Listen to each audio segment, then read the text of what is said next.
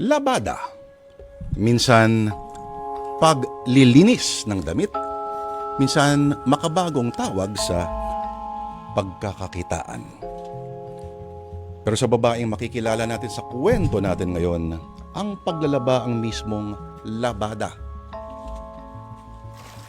Yan po si Gemma, isang nanay na matapos iwanan ng mister ay mag-isang kailangang buhayin ang 8 anak. Sa mga tulad ni Gemma, hindi biro ang mga responsibilidad na kailangang bunuin.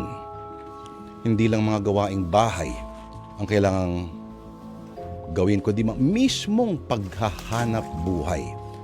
Kailangang pagbalansehin ng pag-aalaga sa mga anak sa pagtataguyod. Dahil masipag at determinado, si Gemma ay hindi naghahanap ng awa. Ang hinahanap niya ay ang mga taong magpapalaba sa kanya ng kanilang maruruming damit. Dahil sa kanyang estado sa buhay, ang bawat piraso ng t-shirt o pantalon o shorts na ipakukuskus at pababanlawan sa kanya ay malamang ang katumbas ay kalahating tasa ng kanin sa hapagkainan ng 8 anak. Sino mang magsasabi ng madali lang maglaba ay siguradong solo na namumuhay sa mataas na kondo na may laundry shop sa first floor. Kailan may hindi nila maiintindihan kung gaano kahapdi ang mga kamay ng mga ilang oras ang nakababad sa tubig. Na minsan kailangan munang tumigil saglit para hindi mahaluan ang puting uniforme ng dugo mula sa kanilang palad. Mga kapatid, kung titingnan natin ang mga tulad ni Gemma ay hindi mo minsan malalaman kung ang nakikita mo ba sa kanyang mukha ay ang talsik ng bula ng sabon o yung luha na pinipigil ang pagpatak. Pero hanggang saan at hanggang kailan kayang tiisin ng isang pagod na katawan at mas pagod na isipan ang ganitong sitwasyon?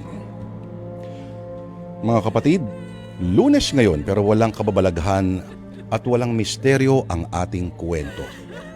Pero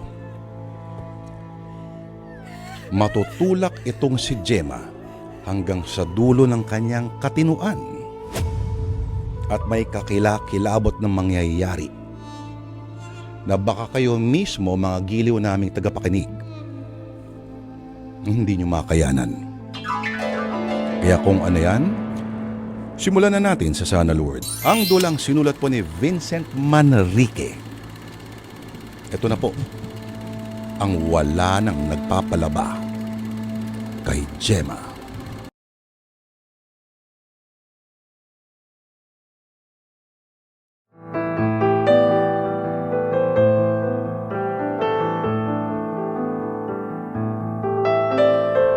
Lovely, ikaw nang bahala sa mga kapatid mo. Pupunta ako sa bahay ni Mrs. Torres. Kukunin ko mga labada nila. Huwag mong pababayaan ang mga kapatid mo, ha? Lalong-lalo na ang bunsong si Nico. Alam mo namang 3 taon pa yan at kailangan laging bantayan. Opo, Nanay. Ako na po ang bahala rito. Huwag kang mag-alala at babalik din naman ako agad pagkakuha ko ng mga labada. Kailangan matapos ko rin yun ngayong araw para makasingil ako kay Mrs. Torres. Nay, bakit ka po kasi nag-resign sa call center? Kung doon ka po nagtatrabaho, di may siguradong sahod ka po sana. Kesa naman po sa sitwasyon natin ngayon, pag walang labada, wala rin pong pera. Sisihin mo ang magaling mong ama na imbis na tulungan akong buhayin kayo, ay inuna pang mambabae. Kaya ayun, sumama siya sa babae niya. Paano pa ako magtatrabaho kung 8 kayong nandito sa bahay? Sinong mag-aalaga sa inyo kung nasa opisina ako? Kaya ko naman po sigurong alagaan silang 7, Nay. Tapos ano, hindi ka na mag-aaral? Di puro na lang kayo lalaking mga walang pinag-aralan. Paano kayo aasenso? Naiisip ko lang po kasi, Nay, ang hirap po ng buhay natin. Kasi nga, pinabayaan na tayo ng magaling mong ama. Kung humingi ka po kaya ng sustento kay Tatay Lino, Nay? Sa tingin mo ba bibigyan niya tayo ng pera? May iba na nga siyang kinakasama eh. Siyempre doon niya uubusin ang pera niya kung meron man. Nasubukan ko nang humingi, hindi siya nagbigay. Naawa rin po kasi ako sa mga kapatid ko, Nay. Sa akin ba hindi ka naaawa ha, Lovely?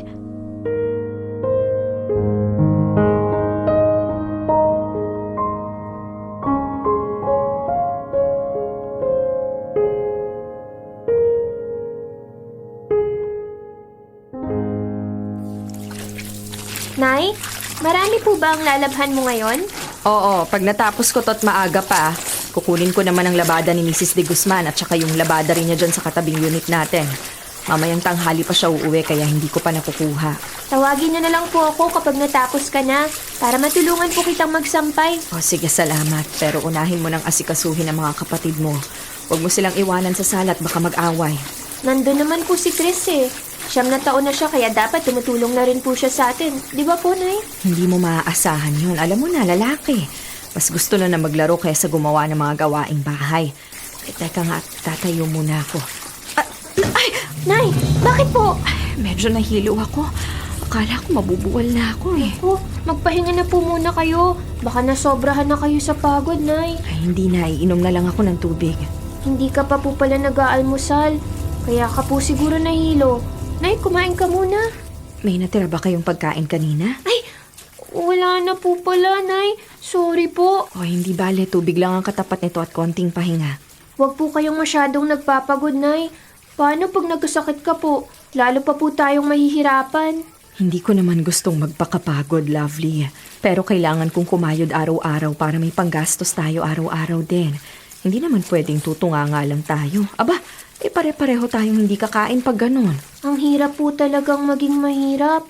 Kaya nga, bumalik ka na sa sala at bantayan mo ang mga kapatid mo. Ako naman ay maglalaban na ulit para matapos ko na tong mga nilabhan ko. Para magkapera na tayo.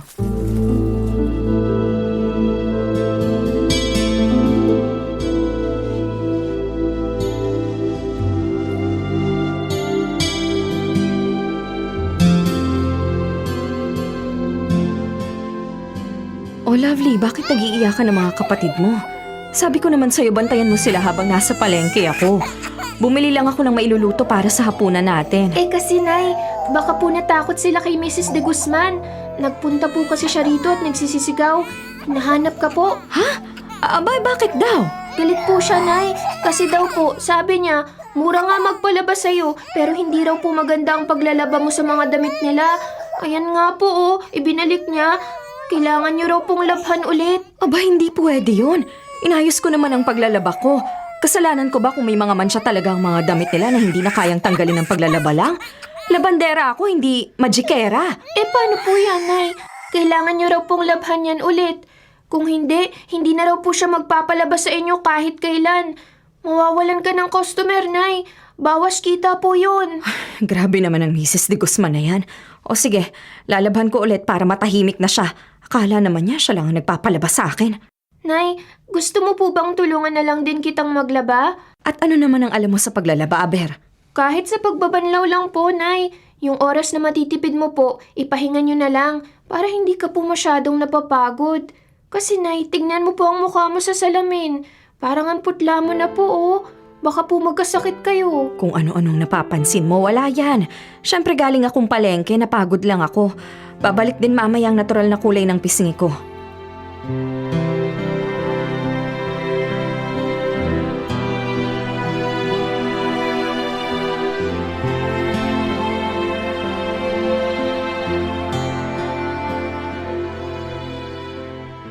Oh, Nay, bakit po malungkot ka?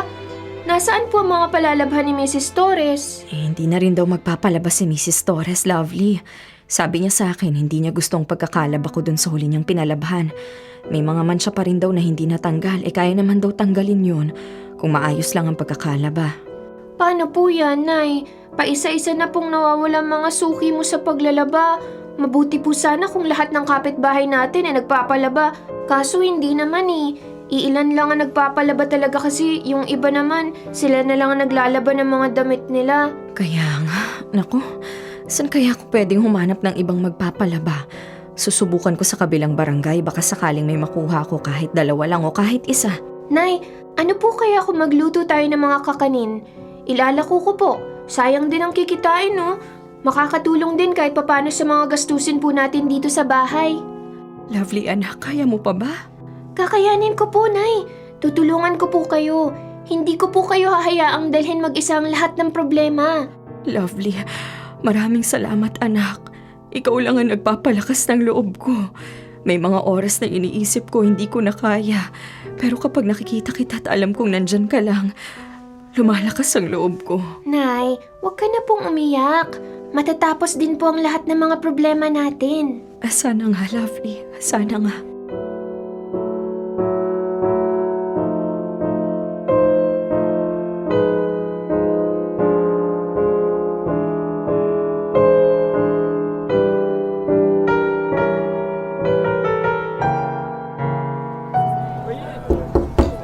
Tao po! Tao po! Tao po! Oh, Gemma, ikaw pala. Anong nangyari at bigla kang napadalaw dito? Halika, pumasok ka muna. Oh, ano bang sadya mo, Gemma? Pinsang Ramon, hindi na ako magpapaligoy-ligoy pa, ha? Maaari ba akong makahingi ng tulong sa'yo? Tulong? Anong tulong naman yon? Alam mo naman sigurong nangyari sa akin. Hiwalay na kami ng asawa ko, sumama sa ibang babae at naiwan sa akin ang 8 naming mga anak. Maaari ba akong humiram ng pera sa'yo? Pera? Naku, gusto man kitang tulungan, Gemma. Kaso, gipit din ako ngayon eh. Hindi ka ba nagtataka kung bakit naabutan mo ako dito sa bahay? Wala kasi akong trabaho. Nagtanggalan sa pabrikang pinapasukan ko. Ay, ganun ba? Oo eh. Naghahanap nga ako ng bagong mapapasukan. Ay, teka, hindi ba may trabaho ka naman sa call center? Magandang sahod dun ah. Umalis na kasi ako dun mula nang maghiwalay kami ng asawa ko. Wala kasing mag-aalaga sa mga bata. Dati kasi, salitan kami sa pagbabantay sa mga anak namin. Eh ngayon, Ba't kasi sinunod-sunod niyong paggawa ng bata? Loko-loko rin niyang asawa mong si Lino. Pagkatapos kang buntisin ng buntisin, nagawa pa maghanap ng ibang babae. Anong pinagkakakitaan mo ngayon? tumatanggap ako ng labada kaso medyo matumal na. Iilan na lang ang nagpapalabas sa akin. Hindi na kasyang kinikita ko para sa pang-araw-araw na mga gastusin. Bayad pa sa apartment, sa kuryente, sa tubig. Ang mga bata, nag-aaral ba? Yung 4, oo. Maliliit pa yung iba. Mabuti nga yung panganay ko kahit papano inaasahan kong magbantay sa mga kapatid niya. Panghapon ang pasok niya sa eskwela. Paano ba yan, Gemma? Gusto man kitang tulungan pero wala talaga akong maitutulong sa'yo. Hayaan mo, pag nagkatrabaho ko ay bibigyan kita sa unang sahod ko. Kaso, kailan ba ako magkakatrabaho ulit? Hindi bale, Pinsang Ramon. Gagawan ko na lang ng paraan. Salamat ha, hindi na ako magtatagal.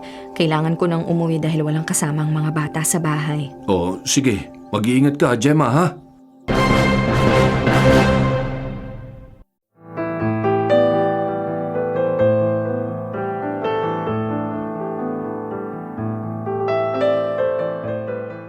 Lucy, pasensya ka na kung naistorbo kita ha. Wala na akong alam na ibang mapupuntahan eh. Gemma, ano bang nangyari? Nung huli kami magkausap ni Lino, nasabi niya sa akin na hiwalay na raw kayo. Ano ba ang dahilan? Ayaw naman niyang sabihin sa akin. Sumama na siya sa ibang babae, Lucy. Diyos ko! Nagawa ni Lino yun? Aba, masama rin palang ugali ng kamag-anak kong yun.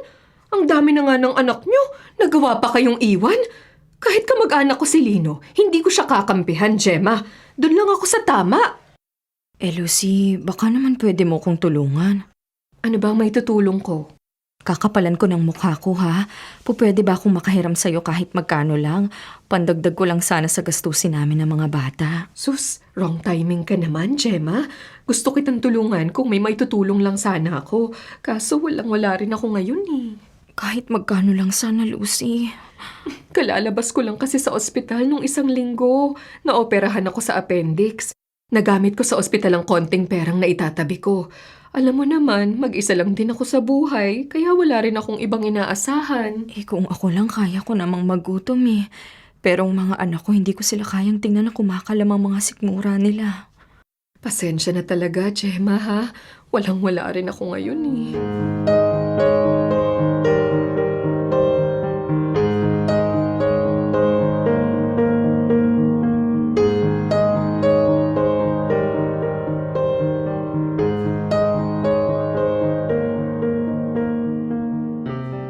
Nay, wala po ba tayong pagkain?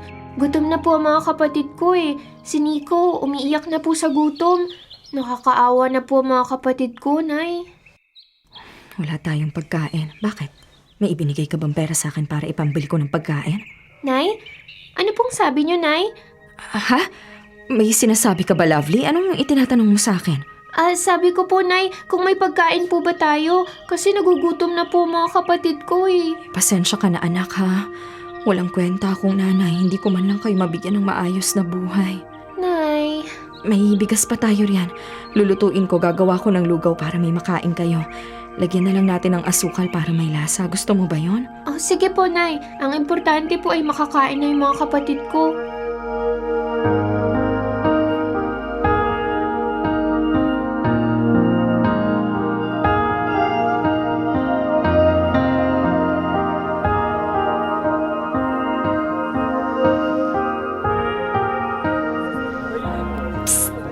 Lovely!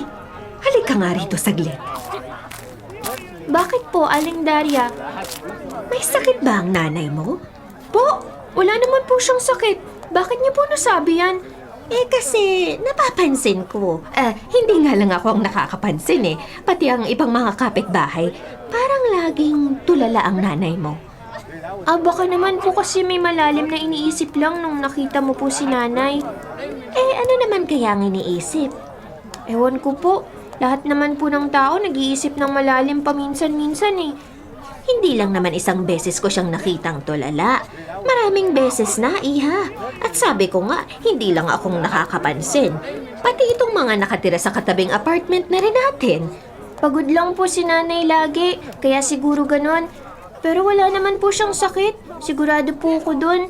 Eto pa, napapansin din namin na parang dugyot na ang nanay mo. Dugyot po? Dugyot! Yung parang ang dungis, parang hindi na naliligo. O aminin mo, nakikita mo ba kung naliligo pa ang nanay mo? Naliligo naman po.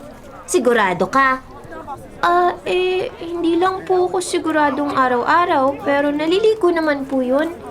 Yan ang sinasabi ko. Napapabayaan na niya ang sarili niya. Ano ba ang problema ng nanay mo, Lovely?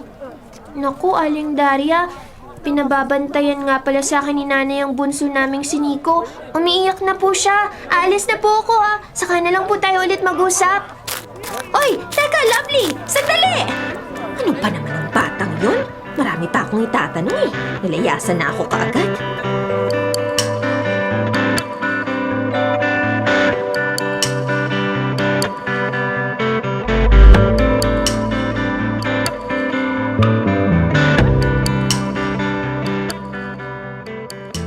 San ka na naman galing? Sabi ko sa'yo, bantayan mo mga kapatid mo pero inuna mo pang maglakwatsa. Hindi po, Nay. Diyan lang po ako galing sa katabi nating apartment. Kay Aling Daria, tinawag po kasi niya ako May tinanong lang po siya sa akin. Kabata-bata mo pa, nakikipagchismisan ka na. Hindi naman po, Nay. Iniwanan ko nga po siya kasi ang dami na niyang tinatanong Anong mga itinanong niya sa'yo? Bakit daw po kayo laging tulala? Sabi ko, hindi naman. Baka po may iniisip ka lang nung nakita ka niya. Sa susunod, kapag tinawag ka ulit ni Daria o ng kahit sino pa, wag na wag kang lalapit, maliwanag ba? Opo, Nay. Itong mga katabing unit natin, puro mga chismosa. Mas inuuna pang bantayan ang buhay ng ibang tao kaysa sa buhay nila. Lovely, uulitin ko, ayoko nang nakikipag-usap ka sa kanila. Opo, Nay. Hindi na po mauulit. Dapat lang, dahil kapag nakita pa kitang nakikipag-chismisan sa kanila, tatamaan ka sa akin.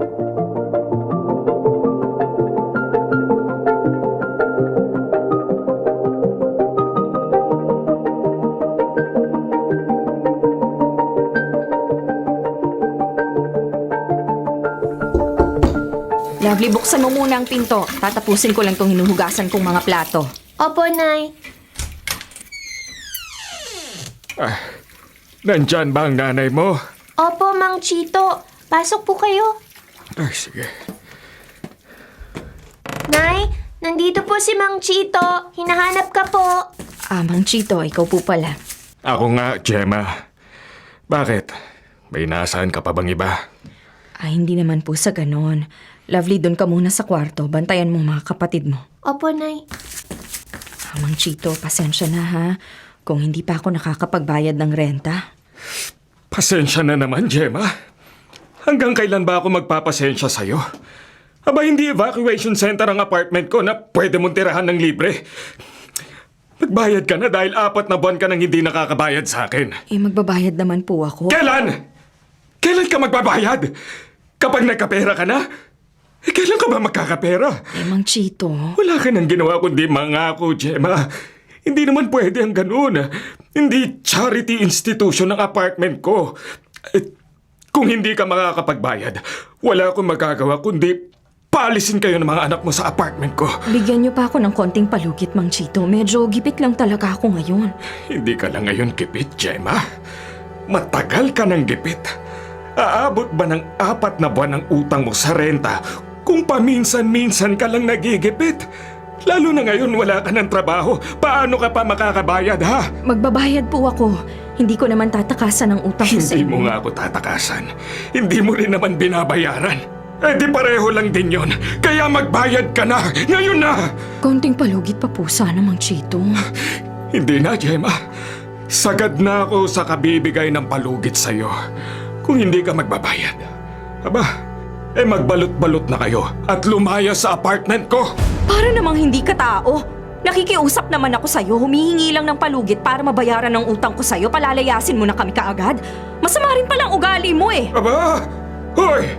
Huwag mo akong masabi-sabihan na masama ang ugali ko at baka ipakita ko sa'yo kung gaano talaga ako kasama.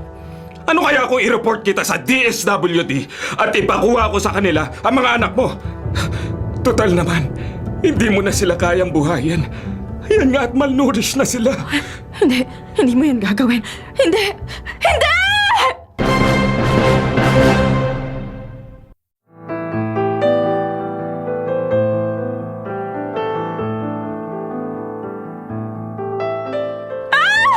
Napakasamang tao ng Chito na yan. Hindi siya marunong makisama. Akala ba niya tatakasan ko ang utang ko sa kanya? Nay, tama na po. Nakaalis na po si Mang Chito kanina pa. Huwag na po kayong sumigaw.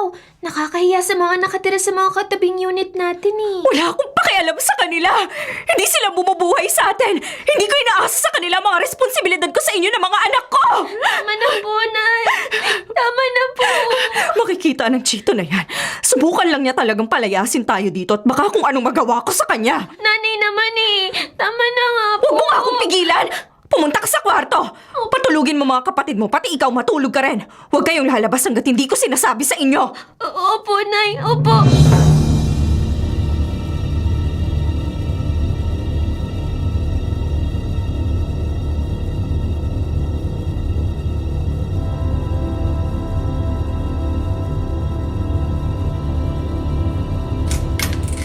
Nay, bakit po?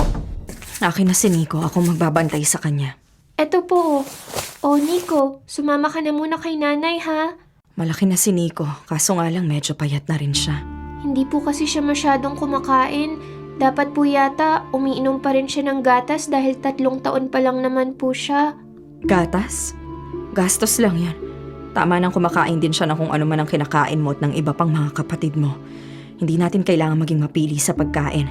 Kung anong ihahain ko, kainin nyo. Opo, Nay. Lalabas na kami ni Nico. Dito lang kayo sa kwarto, ha? Huwag kayong lalabas hanggat hindi ko sinasabi sa inyo.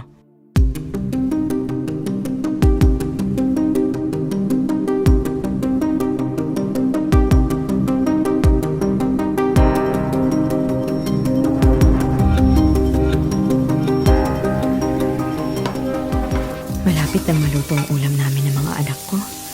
Maaga kaming maghahaponan ngayon para maaga rin kaming makapagpahinga.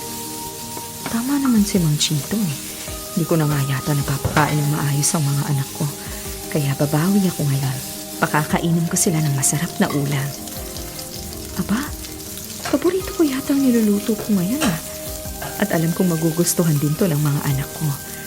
Kahit bihira kaming magluto ng ganitong potahe. Tamang-tama. Ito pa naman ang specialty ko. Adobo. Walang sinabi ang luto ng iba kung adobo ko ang pag-uusapan. Kabisado ko na ang pagluluto ng isang masarap na adobo. Naaamoy ko na ang aroma ng niluluto ko. Napakabango. Sigurado kung masarap na masarap to.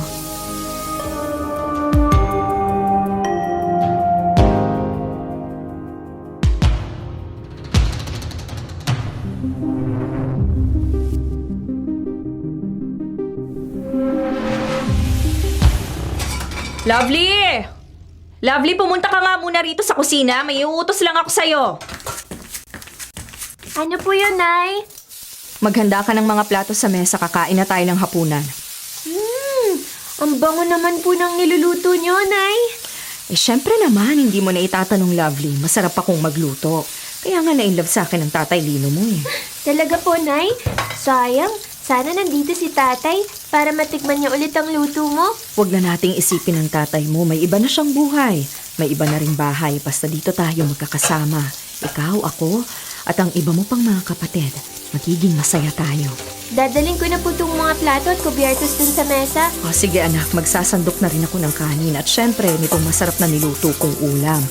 Magpapakabusog kayo ngayon sa inihanda kong espesyal na putahe.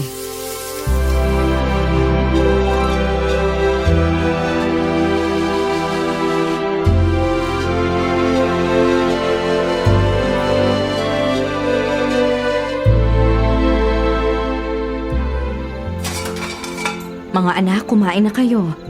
Magpakabusog kayo. Ayokong nangangayayat kayo. Iniisip tuloy ni Mang Chito na hindi ko kayo napapakain ng mabuti. Nay, umupo na rin po kayo at kumain. Sabay-sabay na po tayo. Sige na, mauna na kayo. Makita ko lang kayong masaya at busog ay masayang-masaya na rin ako. Halika na po, Nay. Mas masaya kung sabay-sabay po tayong kakain.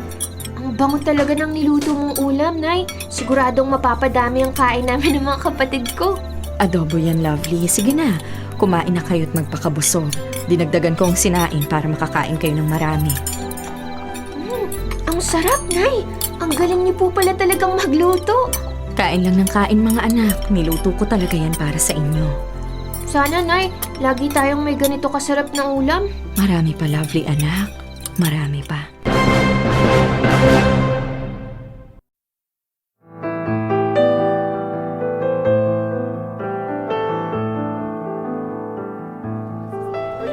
Ilang araw ko nang napapansin na parang hindi lumalabas ng bahay si Gemma. Pati ang mga anak niya, hindi ko na rin nakikita. Dati naman lumalabas sila at naglalaro. Hindi ko na rin naririnig na umiiyak yung bunso niyang anak na si Nico. Ano kaya ang nangyari? Bakit parang napakatahimik naman nila ngayon? Teka, ano ba yung napakabaho naman na parang bulok na umaalingasaw? Saan kaya nanggaling yun? Parang dito nang gagaling sa loob ng apartment ni na Gemma. Ah, napakabaho! Teka nga't makatok ko na. Tao po! Gemma! Nandyan ka ba sa loob? Lovely, nandyan ka ba? Buksan niyo nga ang pinto! Bakit parang walang tao? Pero dito talaga nanggagaling yung mabahong amoy eh. Diyos ko! Baka kung ano nang nangyari sa mag-iinang yun baka patay na sila at nabubulok na!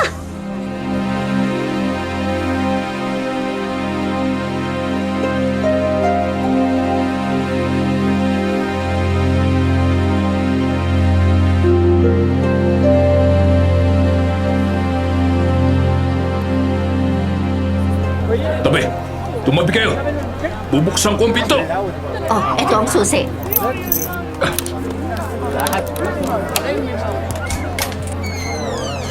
Papasok ako. Napakabaho nga rito.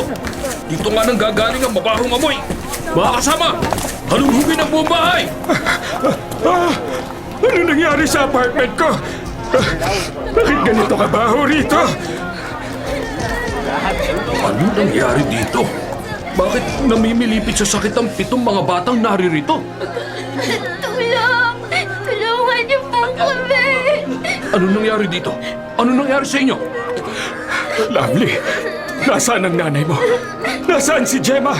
Hindi ko po alam. Men, tumawag kayo ng ambulansya! Bilisan nyo!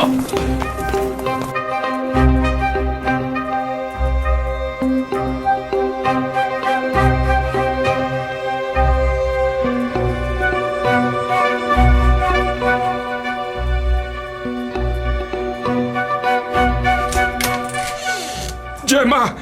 Anong ginagawa mo dyan? At ano yung hawak mo? Katawan ng bata? Patay? Pinatay mo ang anak mo, Gemma! Sabi mo hindi ko pinapakain ang mga anak ko. Sabi mo isusumbong mo ako sa... Saan nga yun? Gemma, anong ginawa mo sa anak mo? Anong ginawa mo kay Nico? Masarap! Masarap ang anak ko. Niluto ko siya, ginawa kong adobo. Tapos, ipinakain ko sa iba ko pang mga anak. Jesus Mariosep. Ano, Jesus Mariosep? Wala kang Diyos matandang swapang? Akala mo ba tatakasan ko ang utang ko sa'yo? Makasingil ka, halos ingudgud mo na sa saigang pagkatao ko. Paramot ka! Ganid! Gemma, inaaresto kita sa salang pagpatay sa anak mo. Ikaw ay may karapatang manahimik. Ano man ang iyong sabihin, maaaring gamitin pabor o laban sa iyo sa anumang hukuman. Che! Hindi kita kilala, umalis ka rito! Ikaw din matandang chito, lumayas ka rito! Lumayas kayo!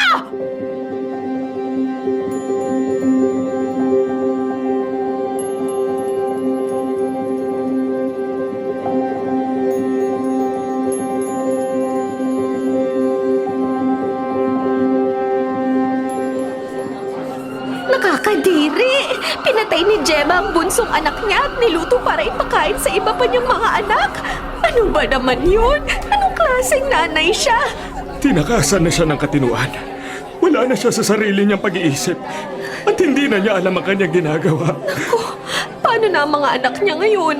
Kukunin sila ng DSWD kapag nagamot na sila. Si Gemma naman ay dadalhin sa mental hospital. Parang nakakatakot namang tumira sa apartment mo, Mang Chito. Baka magmulto ang anak ni Gemma. Ay sa tanda mo bang yan? Naniniwala ka pa rin ba sa multo? Aba bakit naman hindi? Basta, Mang Chito. Kapag nakaramdam ako ng kakaiba sa apartment ko magpapaalam agad ako sa'yo Lilipat na lang ako ng ibang matitirahan.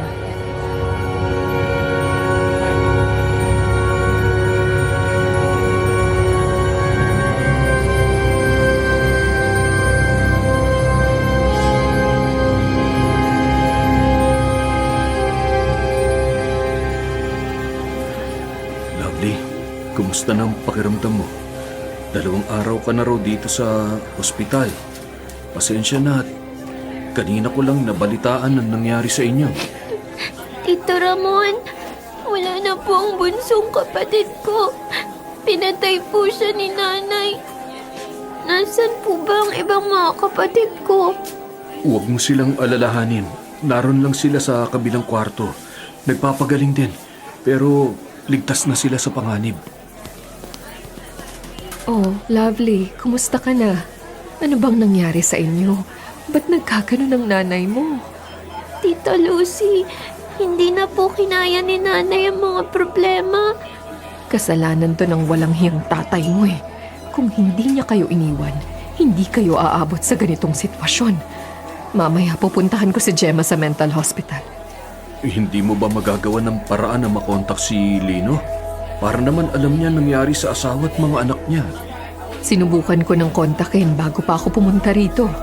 Ang sabi lang sa akin ng magaling na lalaking yon, wala na raw siyang pakialam kay Gemma at sa mga bata. Napakawalang kwenta talaga. Paano na po kami ngayon ng mga kapatid ko? Paano na po?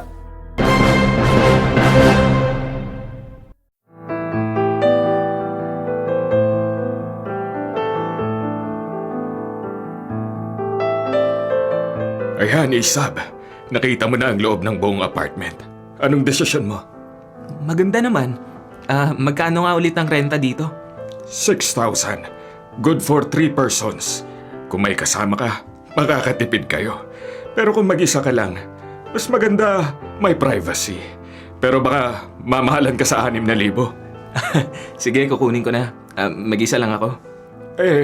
Saan ka ba nag-aaral? Diyan lang sa university na malapit dito. Walking distance lang. Ayun, makakatipid ka naman pala sa pamasahe. Anong year ka na sa college? 2nd year pa lang.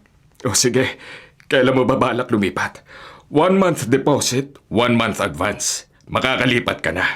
May sarili kang kontador ng tubig at metro ng kuryente. Kaya ikaw na ang bahalang magbayad ng bills mo. Wala pong problema. Teka, hindi ba maingay ang mga kapitbahay dito? Ayoko kasi ng maingay at saka ayoko rin ng mga pakialamero. Hindi naman sila maingay. Yang katabing unit mo, isa lang din na nakatira dyan, si Joaquin. Estudyante rin. Pag nakilala mo yon, baka makasundo mo yon. Sige po. Babalik ako mamaya para ibigay ang deposit at advance payment.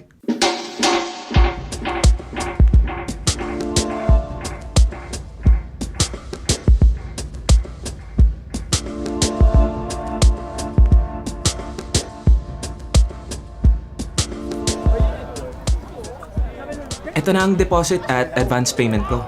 12,000 pesos. Lilipat na rin ako ngayon. Yung sa tubig at kuryente. Wala po bang deposit yon? Wala na. Kung sakali na mga alis ka, hihingin ko sa'yo ang latest bill at kung di pa bayad, babayaran mo muna bago ka umalis. Okay, sige. Malinaw ang usapan. O siya, alis na ako Ito ang susi ng unit mo.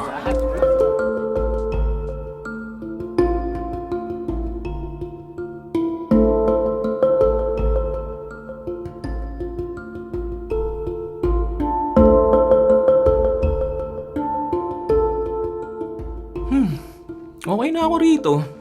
Puro na to kasi good for 3 persons naman. Ako lang naman ang may ayo na may kasama sa apartment. Sa kusina yata yun Ano yun? Buting nabasag. Tingnan nga. Buti nga. Saan kaya nakapwesto to at bakit nabasag? Ay, maligpit na nga lang para makapag-ayos na ako ng mga gamit.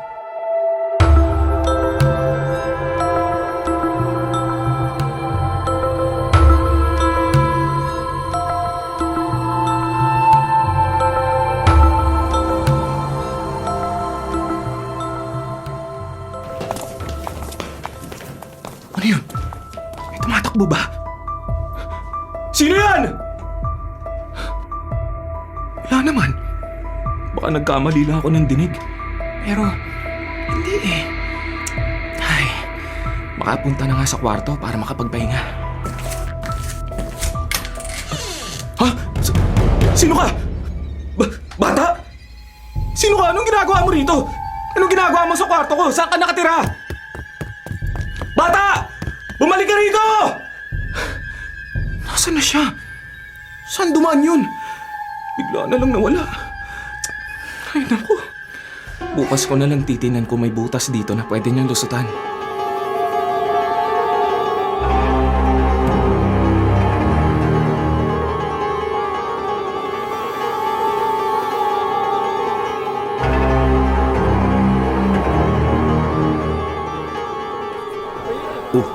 May nakatira na pala sa katabi ng unit ko.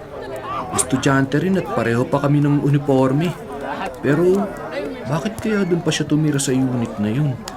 Di ba niya alam ang kwento ng apartment na yun? Pre, ako si Joaquin. Diyan lang ako sa kabilang unit. Ba, suplado. Di man na ako pinansin. Sayang. Kung nakipagkwentuhan lang sana siya sa akin kahit saglit, baka naikwento ko na sa kanya nangyari sa apartment niya 1 taon na nakararaan. Pero, kung ganyang suplado pala siya di bali na lang.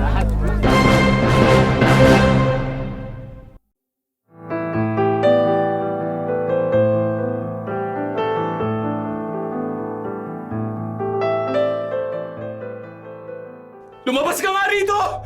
Nabibigo na ako sa'yo, Saan ka ba nakatira? At sino ang mga magulang mo at hinahayaan kang pakalat-kalat sa bahay na may bahay?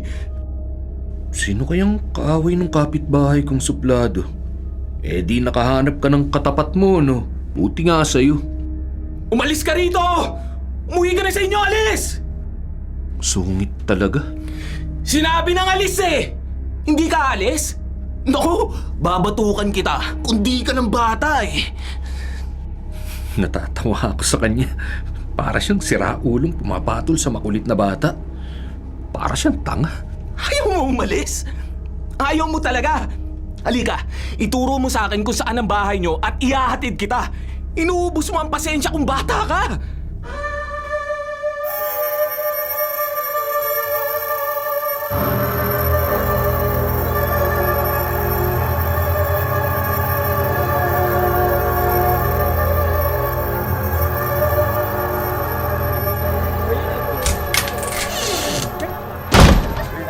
Kanino pa ang pasok ng pasok sa apartment ko! Nakakarating na hanggang kwarto ko! Inutusan niyo ba magnakaw sa kusina ko ang batang yon? Bakit pre? Anong problema mo?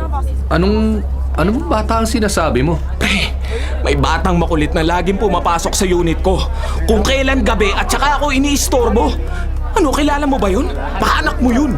Wow! Mukha na ba akong tatay? Eto nga't nakasuot ako ng uniforme na katulad ng uniforme mo. Ibig sabihin, pareho lang tayong estudyante. Wala akong pakialam. Ang gusto ko malaman ay kung kaninong anak yung batang lalaking punta ng punta sa unit ko at nagnanakaw pa ng pagkain sa kusina ko. Batang lalaki ba mo? Oo, batang lalaki. Siguro mga 3 taon na yun. Bakit kasi pinapabayaan ng magulang na pakalat-kalat ang anak nila? Pre, hindi totoong bata ang nakikita mo. Ha? Ang hindi totoong bata? Eh, kitang-kita ko nga. Multo, pre. Multo ang batang yun.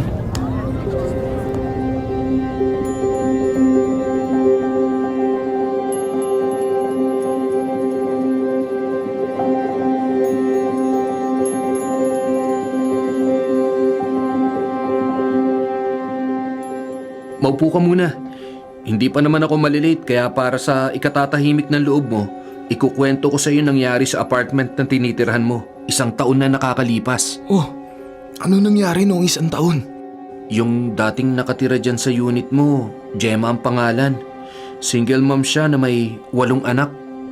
O tapos, bilisan mo ang pagkikwento at baka nagsasayang lang ako ng oras dito. Bah, pwede ba wag ka muna magsuplado ngayon?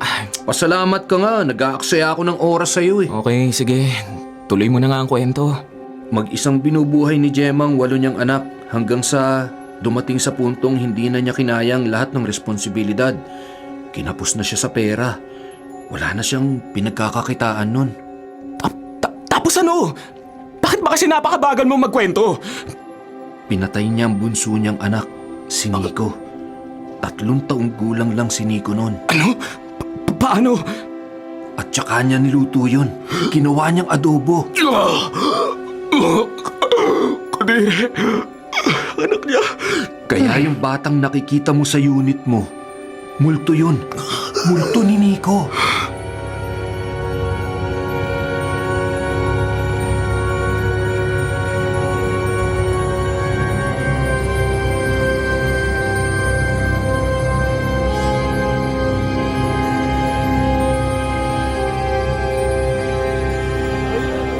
Oh, Isab, may kailangan ka?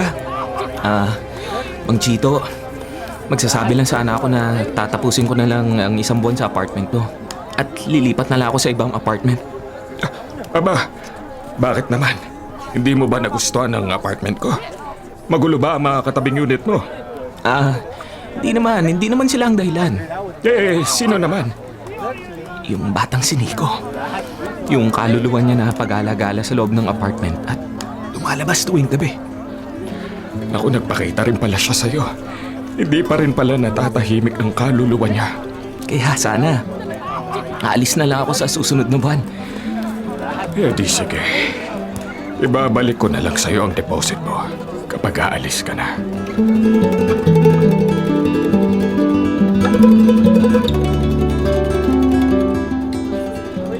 Pre, saan ka galing? Kay Mang Chito, nagsabi ako na tatapusin ko lang 1 buwan at lilipat na ako. Agad-agad? Eh, kailangan eh. Ayoko namang may housemate na multo. Ikaw ba? Gusto mong gabi-gabi ay may nakikitang batang multo sa kwarto mo? Siyempre hindi. Sa dami ba naman ng pwedeng kabanding? Multo pa. Mabuti ikaw. Hindi ka ginagambalan ng multo. Di naman siya tumira sa unit ko eh. Eh, kung sa bagay nga. Nangihinayang nga rin ako.